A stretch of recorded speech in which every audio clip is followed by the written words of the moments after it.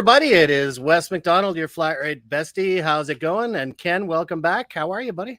I am fine. As we went into our music, I was telling you I've got to leave here really quickly. A week from today, I'm off traveling again, and it's amazing how fast those days creep up on you. And you have some major turmoil in your life, right? Yeah, I just realized that I'm only in this house for another 2.5 weeks, and then I started looking at my list of all the insert curse word stuff I have to get done, before those 2.5 weeks are out. So it is going to be one busy time around the McDonald household, that's for sure. Yeah. I am sure, because moving is probably my least favorite activity. Yeah, it's been a long time since I've done it, and I'm kind of looking forward to it. Like new adventures, and we have a short-term rental we'll be moving into for a while as we do the renovations on the new place. Kind of get it up to spec, and then it should be fun, but definitely some busy times, and certainly has required some planning, and interesting segue into sort of what we're talking about today. But before we do that, maybe we'll get people to remember, hey, if you're tuned in, feel free to join the conversation. You can leave your comments. If you're watching on YouTube or LinkedIn or Facebook, you can leave your comments on any of those platforms, and we'll be sure to make sure they get up on screen. If you are commenting from Facebook, just remember it doesn't show us who you are. So if you want us to know who you are, then you can put your name in there as well. If you don't want us to know who you are, then don't use Facebook, because we'll know who you are on LinkedIn. We will know on LinkedIn for sure. Yeah. And let's start with this. Actually, I see we have a comment already. Jean-Louis, great haircut, Ken. Yeah, it was way past time. This was this morning. My wife is my barber. I started and she finishes it, and it was time. But one of the things that is so interesting about our business is that we're living in what the Chinese would consider maybe, or according to it's actually not true, but it's referred to as a Chinese curse that may you live in interesting times. I love that, because interesting times means that things are happening around you. And so today we're going to talk about some of those interesting times. And do me a favor, let us know if you've ever done a pest analysis. Let's put that in the comments today. Yes, Jean-Louis, you do pay attention. It's always nice to see you too. And let's talk, since we have Jean-Louis with us today, let's ask our second favorite question. I'll let you ask it today. All right. So where are you from, people? We have folks from all around the world that we've done flat rate work with, in Australia, in the UK, obviously the United States. Here we are in Canada as well, and we have Jean-Louis visiting from France as well. So let us know where you're from. You can put that in the comments section, and we will make sure that we literally share that with the world. Yes. And speaking of pest, I'm just going to put an image up on the screen there, Ken, because maybe you can take folks through this for some that maybe aren't necessarily as familiar with it. Okay, so pest analysis, and this is probably the most overlooked term in business planning, and overlooked tool in business planning, because a pest analysis is designed to help you look at the world outside of your business and think about how it's going to change in the future. And so as we start through this, and we'll talk about all four of these today, but what we want to encourage everybody to do, and West and I are both fans of looking at least 5 years, and think about what the world looks like in 5 years. Because the world in 5 years is not going to look like the world we see today.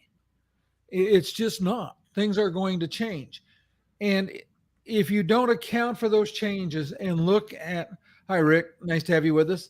If you don't look at what those changes will do to your business, you'll wind up 5 years from now not being prepared. Because business planning, this is not the smoke and mirrors document that we give to the bank to try to make them give us money. But this is a real tool that's designed to help you shape the future of your business and prepare yourself for the future, and make sure that when the future gets here, that you're ready for it. And in every one of these areas, there are things that will happen that will affect your business. So we might start with, let's just talk about the political environment. So let's go back 2 years ago and think about how different the world was politically than it is today. And this is politics at the global level, it's politics at the national level, and it's politics. All of those things will affect your business. Sure thing. And as we've seen right now, with everything that's going on with Ukraine, right? That it has a direct impact on the economic section of the pest analysis as well, right? It's quite significant. So yeah, definitely, it's not just what's happening locally, but looking what's happening globally. And I just got a call from my financial advisor actually yesterday, asking if I wanted to rejig some of my retirement savings plans portfolio. And that's because of this political situation, that it had a direct impact on sort of my portfolio, right? And I'm sure everyone else that's watching this, I think, Ken, in the US, it's a 401k, is that right? Yeah, that would be, a 401k would be typically what you're working about. Yeah, so there's probably plenty of folks that are tuned in today. Hey Greg, good to see you again, buddy. That are experiencing some of the same kind of things, right? And yeah, and it is, I mean, obviously we don't have a crystal ball looking at what that political situation could look like in 5 years, but certainly the way I approach this is sort of looking at the trend lines, right? Seeing what kinds of things that we could have happen. And I'll tell you right now, if I'm doing a pest analysis today, there's really good evidence in the news for us to do a more sort of global look at what's going on, right? Well, I would say, we'll go back globally. We think about what's happened with the pandemic and the politics associated with it, because we've gotten into an era where there's less international cooperation and more international challenges, in trying to do business. We can look at the disruption to the supply chain. I saw a comment yesterday, and if I was in the shipping industry, this would be something that worried me, because there was talk about the fact that the government here in the U.S. wants to do something to break up the fact there's only 4 major shipping companies in the world, and they've increased their charges by 1,000%. Oh, jeez. And of course that's going to affect inflation. It affects a lot of things. I'll come back to talk about some of that in economic, but we also need to think about we'll just start with the national level. What's the mood in your country or where you do business about taxing? Is taxing going up? Our government's looking for more. You look at what do I think might happen in future elections? Again, none of us have a crystal ball. We don't know, but the question is, what are the probabilities? And we want to think about it both ways so that we know, okay, if this happens, I want to prepare that way. If something happens different, I want to have that thought in my mind as well. So we start to look at our options. So taxation is huge. Regulation. We see more and more regulation being imposed globally, trying to protect the environment. So and especially in the arena we operate in, more regulation protecting the environment is definitely going to affect the technology that we sell and we use. Yeah. So those are some of the things, on the political side that we need to start to think about. Yeah. And I can give you a concrete example too of one. So this top 100 group that I lead every Wednesday. So any top 100 members that are out there today, like you, Greg, we'll see you later this afternoon. But we touch a lot of different topics, and one of them was the impact of remote work, right? And because of the difference in the political landscape in the southern U.S. versus, like, let's say, kind of northeastern U.S., New York area, right, or Chicago, that those impacts politically and the impact on the business for remote work are very different, right? So in a lot of the southern states, it was pretty much business as usual. Far less sort of remote work, I guess, stress, if you will. Whereas in the Northeast, because of the different political landscape, much different, that it's kind of forever changed how, some people will work. And I'm a remote worker. I mean, that's a totally different scenario, but that really comes from me being across the border. I guess that's kind of, politics, that working remotely is a lot easier for me. But, certainly that dynamic has such a huge impact, and it's something that we've got to think about all the time, no matter what we're doing in our business, right? I love John Louis' comment here. We have a gold medal consistently on high taxes. Yeah. We got the same gold medal consistency here in Canada too, my friend. Yeah, and he says that his won't change dramatically, but I'll give you some examples of again to think about political. So we go back 10 years in the U.S. Coal mining was a big business. The political environment changed, and coal mining's basically, almost gone by the wayside. I mean, Yeah. there's still some coal mining being done, but not much. Not, on the scale, it's just devastated that industry. And that was the effect of regulation. So you think about, okay, let's say they start to regulate waste byproducts from office equipment devices. All of a sudden the technology changes drastically from perhaps a toner based to an ink based system, because you want to get rid of that stuff going to the landfill. There's so many of those things, and again, nobody's ever going to know exactly, but you need to be thinking about it and thinking about what if, because that's always the question: is what if. Yeah, and you mentioned the regulations, and of course, a lot of those were driven by sort of the social impacts, right? And that people are much more concerned about sort of the environment and what's happening. And I know that there's a variety of beliefs on the show for those viewing that have different feelings one way or another. But I would say that at least the landslide of sort of thought on this one is that socially people want more of those choices to be able to made, right? And that drives those regulations. I mean, if there was no social appetite for it, believe me, it wouldn't be happening, right? So again, paying attention to that. And as Jean-Louis said, environment, yes, recycling old devices and cartridges rather than landfill. Only question is who pays. Yeah, and there's some economics that tie into that now too. So I will dive into the economic bullet, because obviously that is a question. Is it a moneymaker when we have to do this recycling and keeping stuff out of land fills, or is it a cost, right? And that's a big economic question that's got to be built into the business model if you're going down that road, right? Yeah, and it's funny, all these years later, Jean-Louis, that question still remains, right? That flexibility of who's actually incurring the the cost burden for doing the right thing. And it looks like Jean-Louis did. Oh, we're both. Sorry, Jean-Louis. You drive. All right, I got it. There you go. All right, so we've got let's see, a nasty question. Due to hardware margins and OEM bonuses, dealers replace devices that are still perfectly good to go.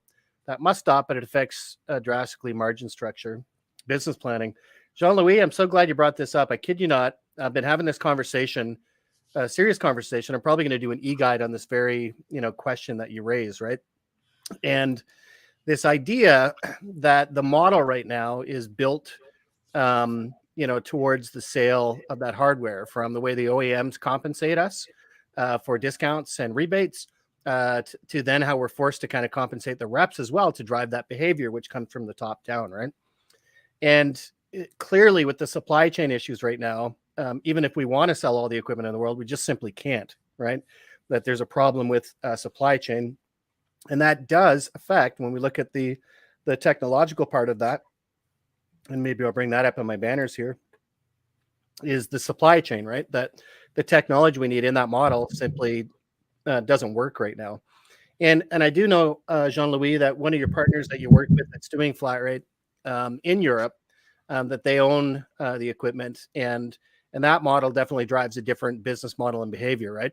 Because it's just a cost now, right? Whereas equipment in a traditional model is a revenue item, under a flat rate model where you own the equipment, that's a cost. So you're going to obviously be much more prone to change how you look at that equipment and how long you let it live, right? So yeah, municipality is in many countries. That's right. It really does depend on the areas.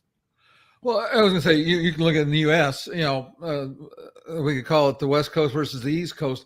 West Coast seems to be much more environmentally conscious. And that's, again, we'll talk a little bit more about that as we get into, we can talk about that as we go back into some of these others, but let's go ahead and stay on technology since you've got the bullet up. So the other question is, and you think about it, and I'll go back. I love the analogy of the typewriter industry. There were things happening in the typewriter industry that people weren't paying attention, or I should say in that equipment space. because there were three real key things that smart dealers saw and built into their plan, and the ones that no longer exist probably missed. Because there's a couple of guys tinkering in a garage in Palo Alto. One of them's name was Hewlett, the other's name was Packard. And so we had the HP came out with the laser printer, and that was a huge technology shift. And you say, well, but why would that affect typewriters? Something else happened in that time frame. There was a company named Wang that really started moving into word processing and started making that software available, because word processing had existed to some extent in the typewriter world, but now all of a sudden it's changing. And then the third thing was IBM and the PC.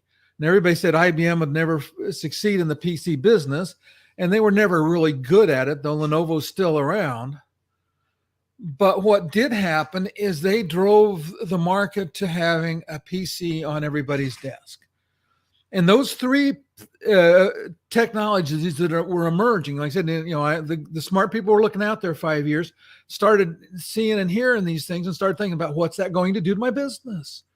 It says, maybe I need to get into printers. Maybe I need to get into copiers. What am I going to do to account for that impact?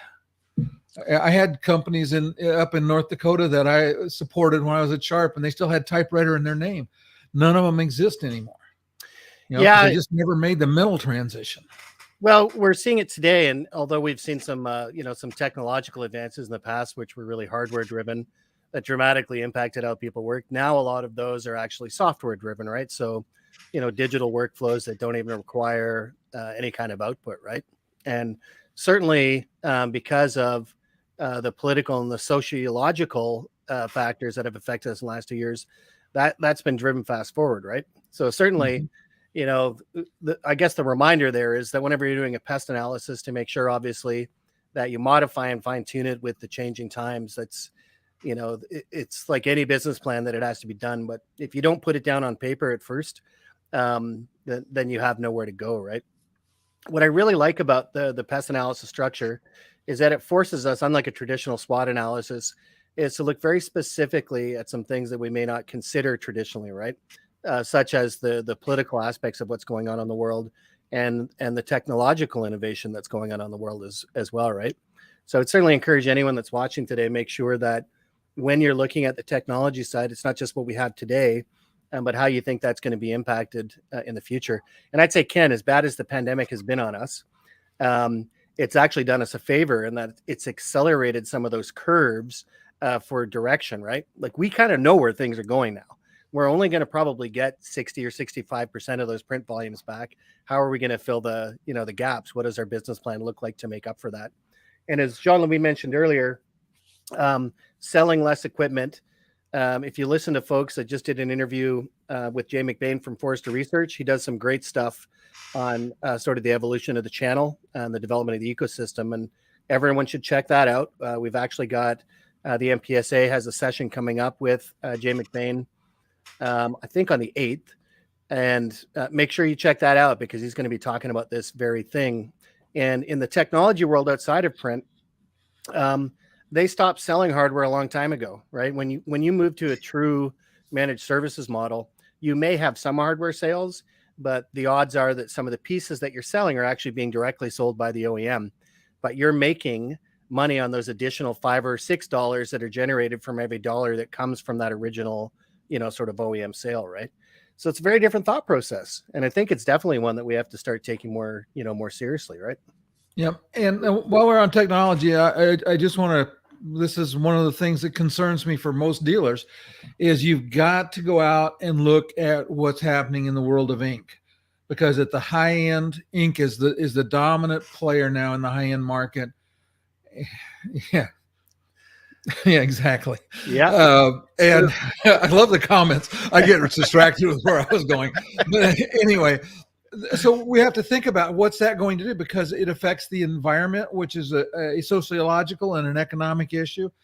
All of those things will be very significantly impacted as ink continues to advance. So it needs to be something that you're thinking about when we look at technology. Okay, and Yeah. so let's go to the economic situation. Well, let me add one more on this, on the technology side, right? And I remember this specifically because it was a different Top 100 event. It's when it was actually a print audit. And we had a physical event, and one of the sponsors there, and we don't name names on the show all the time, but produced some of these large format ink tanks. Right, it was very new at that time, where it was definitely changing the way that I guess inkjets were sort of perceived, or where their place was in the office. And their presentation wasn't very well received, right? Because it completely bucked the current trends in how we service and how we make money on things. Yeah. Equipment costs much less money, right? Supplies fulfillment's a very different thing because of these larger tanks, right? And you can have all kinds of questions all day long about the reliability or anything else, but the point is that ink technology really changed the model. And right now, again, because of the technological issues that we have trying to get certain things like chips, certain things like toner cartridges, all these other impacts, then ink is having a much bigger impact because it's easier to get, right? It's easier to facilitate. So I think in a pest analysis, what it forces us to do is to take that a little more seriously and either figure out how we're going to combat it or profit from it, right? And I'm not saying which is the right direction, but understanding that those technology shifts that are happening, especially these big ones, really important, right? Yeah, and the goal of this whole pest analysis is to get anyone that has a business thinking about their future, and because it's when we start to project out, we get outside of the building we're in right now, and we think about what is our company going to look like in 5 years, and what's the world around it look like. We can start to make really good decisions moving forward. Yeah, absolutely. And before I cut you off, you did say let's move to the economic side, so let's talk a little bit about that. Yeah. So the pandemic, you think about it, none of us probably would have put that in our plan, but I will say the dealers that were more effective at planning and went through this process, because part of planning is it's like any other muscle. The more of it you do, the better you get at it. Could come up. They're very flexible. They could adapt quickly. And we see some companies that have thrived, and we see others that really did not. Yeah, I think that's a really good point, is that those that kind of looked at those conditions early on really did profit from it early, right? And I'll give one, and I will give a shout out because I think he's just done such a phenomenal job, is Jeff Bendix at Bendix Technologies, right? He was paying attention to some of those technological innovations that were happening at the managed IT side of the world long before it was fashionable, right? And it's because he did this kind of exercise where he kind of looked at the world 5 years from now and said, oh, I've got to be there, so I need to start now, right? Fast forward through the pandemic, and his business and other businesses were set up like his, made so much more money on the technology side for both managed services and cybersecurity that his business grew. In other words, he was making more revenue and profit through the pandemic than he was before, right? Certainly not on the office equipment side, but again, having gone through that exercise and saying, where do I need to be 5 years from now, and having your company in that position, to be there, right? So yeah, I've seen lots of great examples of that happening as well. Look at some of the mega dealers, right? You look at a company like Marco or POA or others, and they've really invested in sort of the managed technology side of their businesses, right? That it's a strong portion of their portfolios, and none of those organizations are certainly slowing down on that side either, right? So just really important to pay attention to what those technological innovations are going to be, and why you should probably diversify or look at adding new services, right? Yeah, and you can apply this economic. Again, we a lot of times we talk at the macro, but let's take it down a little bit to where you are. So, for example, I live right in the middle of North Carolina, which used to and may still be to some extent the furniture capital of the world. Yep. And they do all kinds of fabric and different kinds of things. But all around me, there are plants that are empty and not operating. Because a lot of that business went overseas. And so you think about, okay, in the area that you live and in the area that your business operates, you think about what's going to change economically. Am I in an area where there's new technologies coming in, there's new things happening that bode well for the future? Are you in a town in West Virginia where you relied on the coal mines and people are boarding up the doors?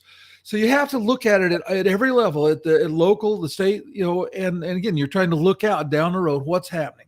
Are things going to get better or get worse? Well, and I'm going to bring something up here just for a second. So Ken, I'll say as we're going through this exercise, the questions on the economics when we're doing that analysis, kind of looking out 5 years, right?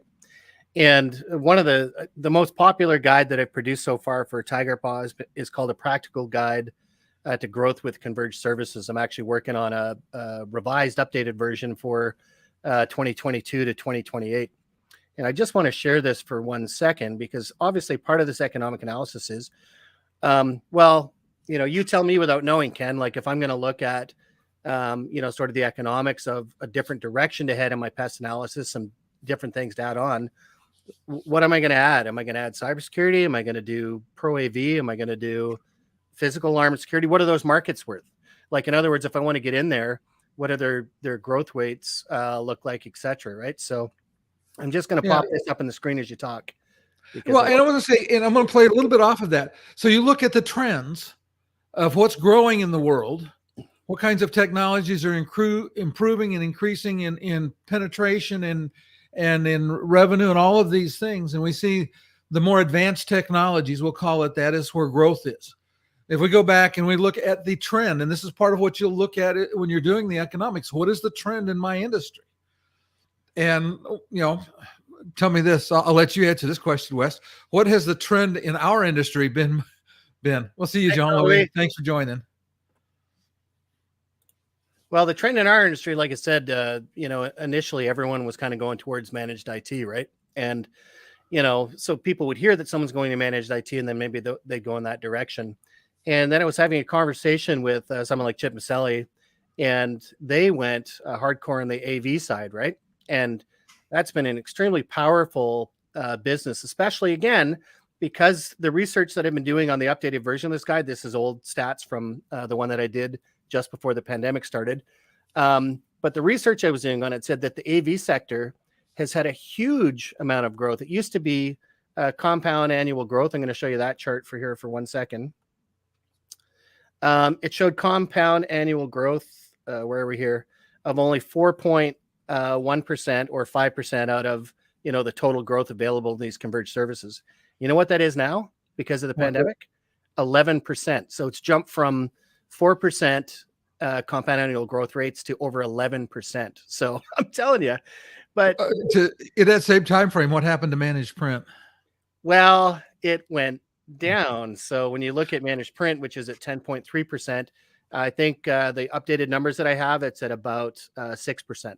So it's definitely gone down, right? And it's interesting. I mean, if you have both versions of this guide, the new one's not released yet, but with those updated figures comparing, kind of what it's looked like. But this is part of the economic, work that we have to do to understand, if I'm thinking about diversifying and moving into the services, what does the compound annual growth rate look like? Because that means there's room to move into the marketplace.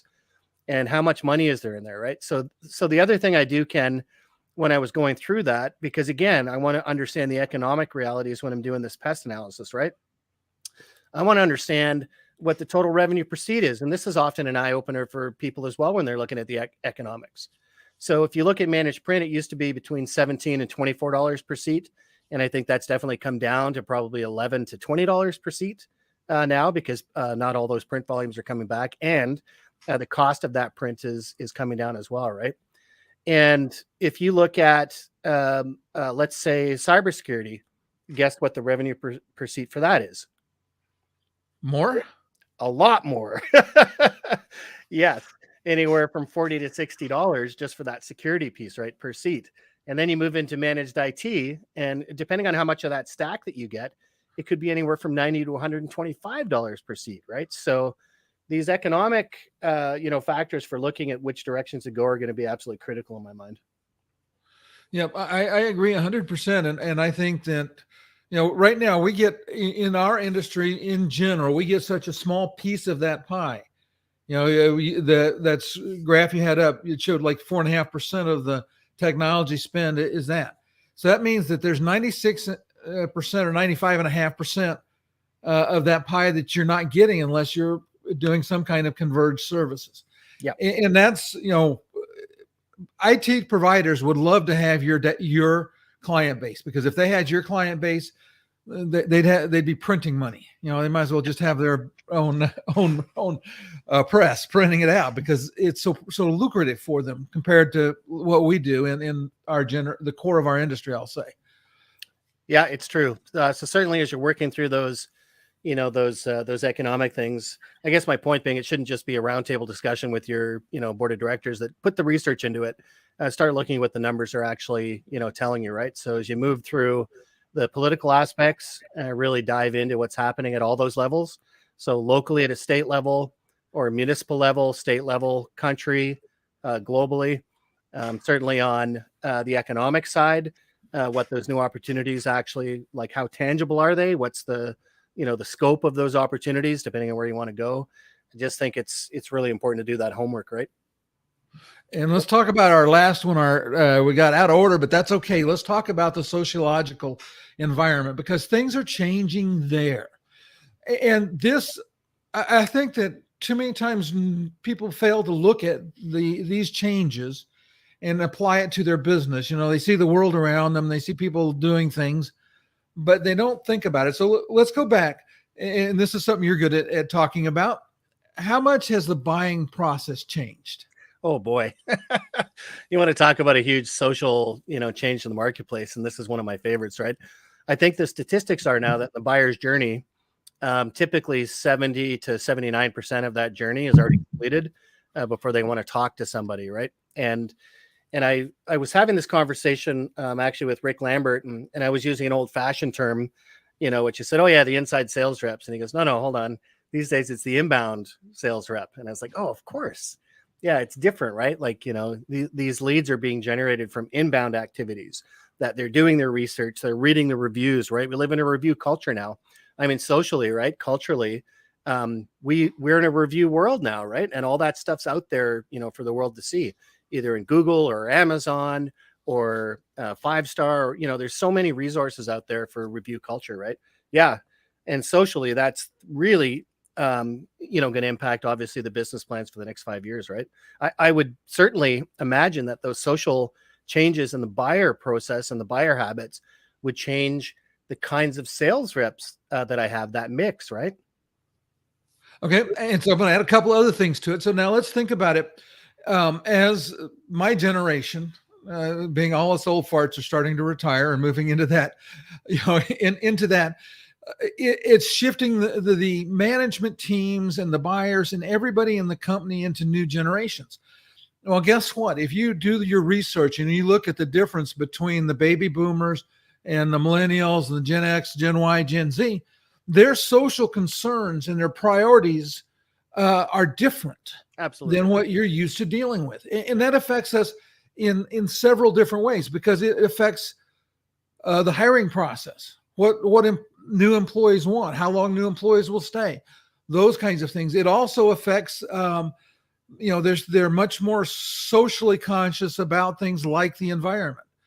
So as they start to become a more dominant player, they may be much more environmentally concerned and environmentally active. So that may affect the product mix that you can sell, that they're willing to buy. Yeah. They're much more technologically advanced. So they're going to continue to drive the technology improvements within the buying cycle, within the business, all of those things affect you. And what's great about that, Ken, is just like the compounding of growth rates for each sort of converged service that I was posting earlier. You can do the same thing in your social analysis for when those generations will be dominant in the workforce, right? So how many millennials are in the workforce today versus Gen X versus baby boomers, Gen Y, right? Gen Z. I mean, those numbers are all out there, and that should certainly be a part of that, because if I'm looking ahead 5 years, I want to know who that buyer is and what their social slant is, right? Because that affects the technology that they're going to use as well, right?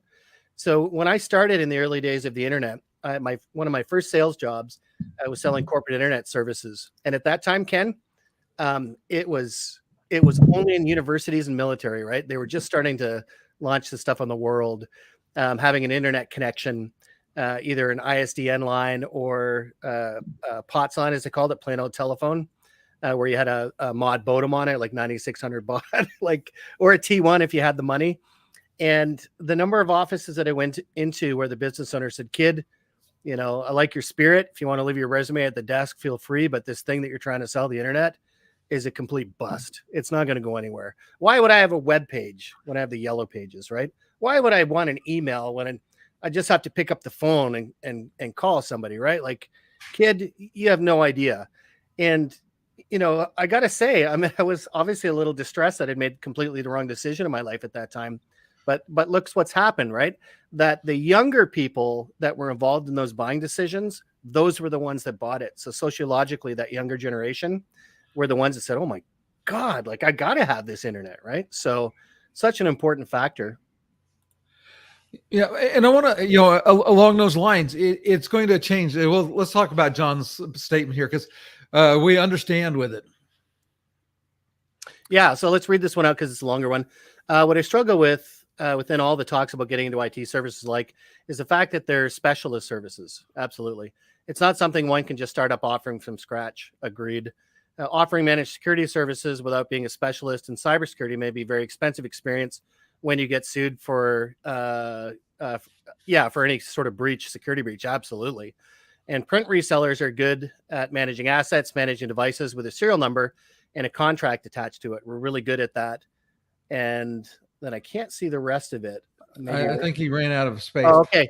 But I want to, go to that last point there, Jean, that you mentioned. And that's one of the reasons that, we have to look at adjacencies, right? And that's another part of, that the adjacencies for what our offerings actually are. So you hit it on the head. We're good at managing stuff, fixing stuff, and then the care and feeding of stuff, right? And so one of the verticals that I didn't really picture as an adjacency before until I talked with Chip Maselli at DPOE, right?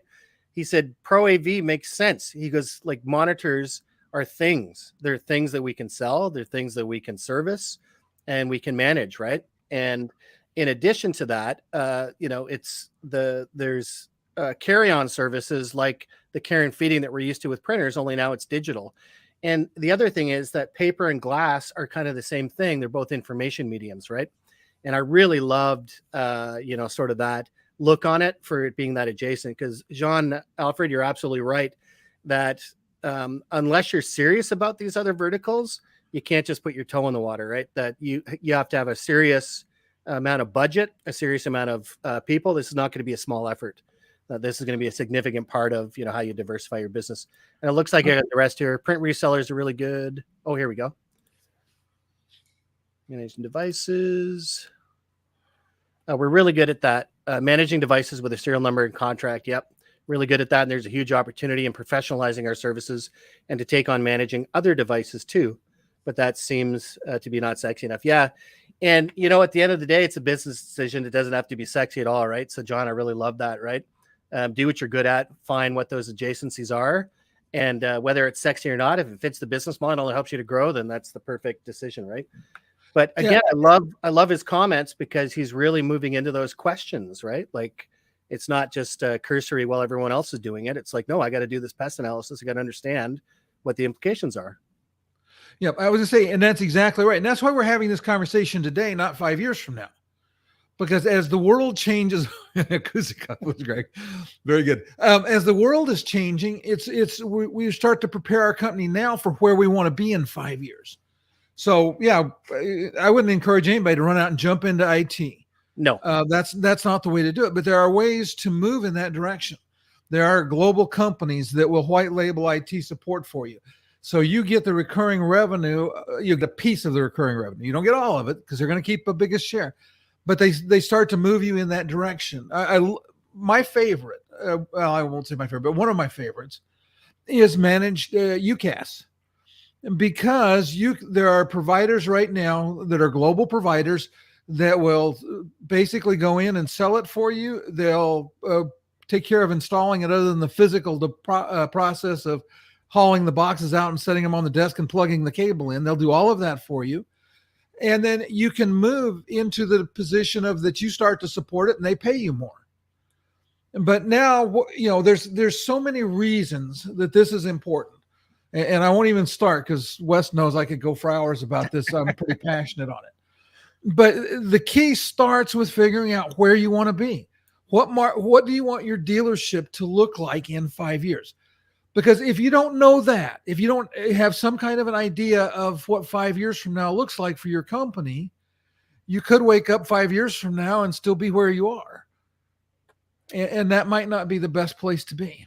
Yeah, it's absolutely right. I just did an interview actually with a UCaaS provider in the managed IT sector, and some of the services that they're moving into that are adjacent to what they do, right? But his comments, as someone that started off basically selling Panasonic phone systems, right, and then moving into voice over IP, and then all of these other communication methods that we use, 16.8% growth rate, or 21% of the total growth for all of the managed services, right? So, that's an area that kind of excites me as well. And again, even though a lot of that communication is software based, right, that you're still dealing with, a thing, be it the handsets, the headsets that people are using to communicate, et cetera, right? So lots of different options. But at the end of the day, just like we've been doing on this call, is just looking at what some of the ups and downs are, what the numbers actually are, for all of those things. And I guarantee you that anything that we look at, if it's either political or economic, I'm going to bring this back up again, Ken.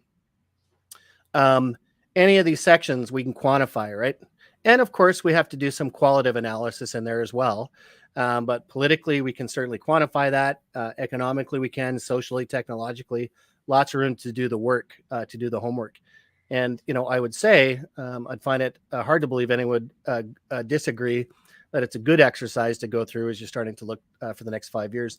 And that probably brings us to a certain giveaway. All right, Ken, and maybe you want to talk about this. I'm just going to pull this up on the screen now. So for everyone that stayed tuned. It is up on the screen. Oh, you're going to the link. Yeah. Yeah. Okay. Ta-da. So I have a course that I normally charge $289 for. What I'm doing for those that are on this call today, that are here live, is I have posted it in the chat. It looks like the chat maybe only went to, looks like maybe the chat only went to YouTube. So what I will do is I will post it into the description on the video. I'll post it into the Facebook group.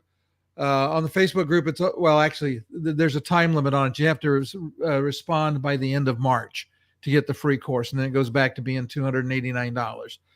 But what this will let you do is go in and it walks through. There's a template to help you. There is, we go through a lot of what we just discussed, a little more depth, walk through and talk about looking at all of these things. And it's free to any of you that want it. So and I love that. That is our giveaway for today. And how fun is that as a giveaway, right? So it's not one person that gets the benefit. So if you're watching live, make sure you get to it. You can see the link listed there. Obviously, and LinkedIn, and Ken will share that, but also on the screen, you can see the URL at the top there if you want to pause and copy that out, and certainly encourage everyone to take advantage of that, whether you're watching us live today, you're following the content in a recorded fashion after the fact. So pretty sweet giveaway, Ken. And just for the record, like that's Ken's other business. He helps people to do this. This has nothing to do with me, and it's a fantastic service. I would encourage everyone to take advantage of that. So thanks for the giveaway, Ken. Okay. And I have one more thing I'm going to share with our audience, which is in the wrong spot, but I'll put it up, is for everybody that, let's put it up. There we go. That if you've missed some of these episodes, we're in the mid 30s in numbers of episodes. It got so high that West and I have lost count. We ran out of fingers and toes between us, and we're like, okay, I don't know what the next number is. Time to stop. Anyway, so you can find, there it goes. Right there is where you can get, and I'll share this link in all three places again, so you can find it. It's where you can find the archives of all of the shows. They're right there. You can go in there and look through them and click on them. We've had some amazing guests. So we just want to let everybody know you can get to the archives and continue to benefit. Yes, absolutely. And one last thing. So obviously, our little plug: get flat rate certified. If you're looking at doing a flat rate for managed print, be it device-based, user-based, or a combination of the two, we can help. And the flat rate certified logo will ensure that you can put that in front of your customers to show some kind of standards-based approach. And we'd love to help you out. If you want to learn more about that, just go to flatrate.world, and you can see what customers who are experiencing flat rate can see as well. Okay, and what are we talking about next week, West? Well, next week is one that's near and dear to my heart. We're going to be talking about rich media and using that to help promote your business. And what we're doing today is a good example of that. I mean, live streaming, Ken, we're not getting any younger, but this is not just something for kids, right? That the ability to live stream and produce this kind of digital media, which will live onwards, short videos, any kind of rich media that you can generate and help your business. We're going to have some folks come in next week to talk to you about that. So we've got one confirmed guest. We're waiting on a couple of others that are really strong in the field. And I'm personally very excited about it because, as you know, Ken, I love the rich media, as do you, for your travel show and other things as well, right? Well, and see, it's interesting because that ties directly into our pest analysis, because one of the technological and social changes is the desire for media content.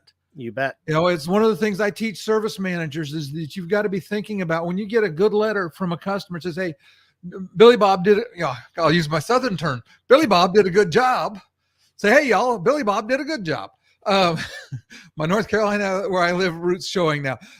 But when you can get that person on a Zoom call and say, hey, I just want to talk to you. I got your letter. I really appreciate it. And could you tell us why you sent that letter? And then you share the video of your customer talking about why they like your technician. The power of that is incredible. And there's so many more things, so many more ways we can talk about that next week. Yeah, I'm really looking forward to it. And the world is changing that way. So, as you know, Ken, I used to spend probably 80% of my time writing blogs, right? And now I spend probably 20% of my time writing blogs and the other 80% of the time doing rich media, like this, and producing videos and doing interviews, etc. So I am personally very excited about next week's session. And for everyone that tuned in today, please make sure, again, you go check out flatrate.world. Get in touch with us if you're looking for some assistance with your flat rate program. And until next time, keep learning. We'll see everybody. And keep it flat. Keep it flat. Yeah.